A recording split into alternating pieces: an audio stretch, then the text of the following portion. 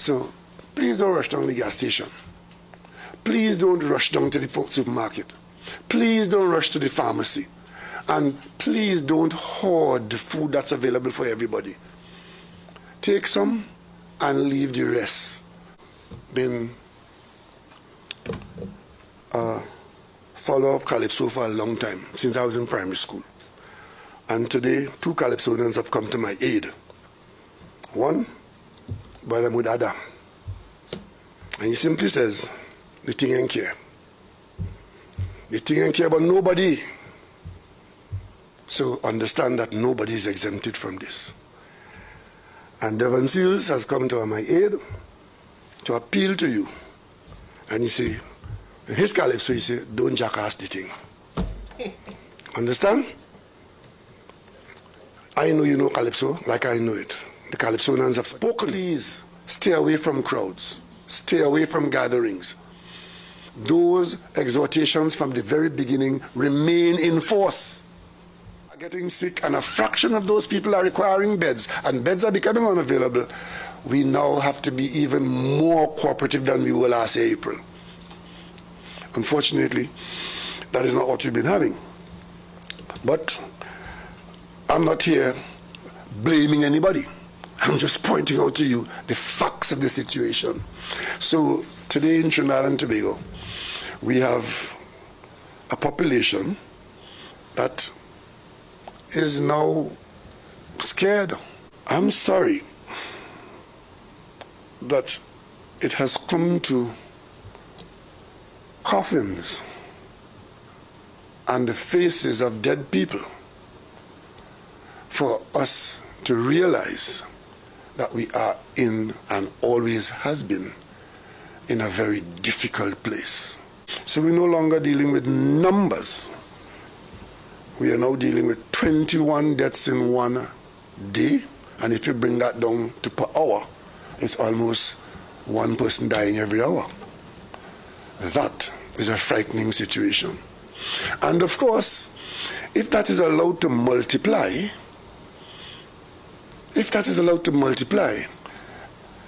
very soon we would be happy when it's only 21, because it could go to a number where 21 is a great improvement. That's how it goes. Because the more we are allowing ourselves to be infected, that population of infected people would generate a larger population of sick people and will generate a larger population of dead people. So ladies and gentlemen, today we will do what we have to do to further minimize the opportunities for infection, and we are expecting that with a population that is now even more responsive, but we are going to make additional attempts to reduce the spread or the opportunity for spread of the virus. So from midnight tonight, Trinidad and Tobago will be under a state of emergency involving a curfew that from then onwards would be 9 p.m. to 5 a.m.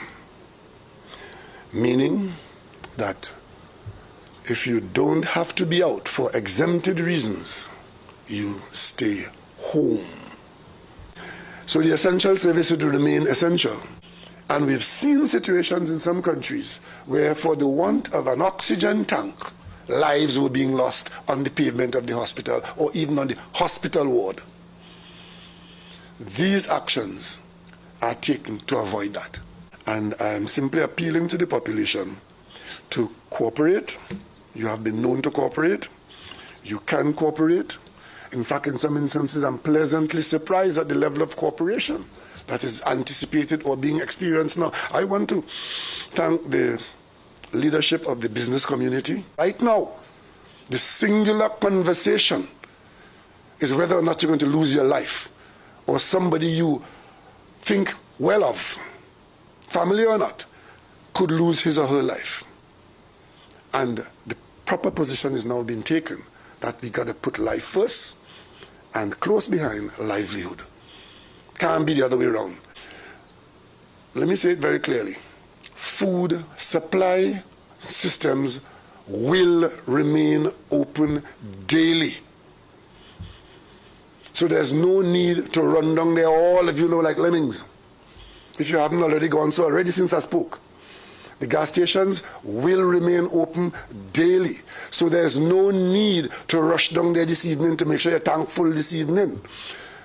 Because it might be this evening when they go by the cashier to pay for the gas you rush for, and to pick up some COVID this evening and carry it home for your grandmother or for your child. There's no need. These areas will continue to supply, so there's no need to rush to the pharmacy. Because you may get COVID at the supermarket where you end up in a crowd trying to get the last tin of salmon or whatever you went for. And how sensible would that have been? But it's open all the time for reasonable hours. From 6 in the morning till 8 in the evening, every day. What is it you want so that you have to go there every day in such large numbers that becomes the place of potential infection? I also want to thank the Supermarket Association for assisting the government in understanding this situation and allowing us to manage our food supply in a way that getting food does not become the biggest threat to us. We don't want to be fed and dead. We'll always be having enough food. The supply systems are good. Patience is required, but common sense has to be the essential. Because I'm sure you know, some people who have just been exposing us unnecessarily. Some of those people, God forbid, could end up in the statistics of the ones who passed, or the ones who carried it for those who passed. Because fox are an endangered species in an environment where misinformation, lies, and fake news seem to be on steroids.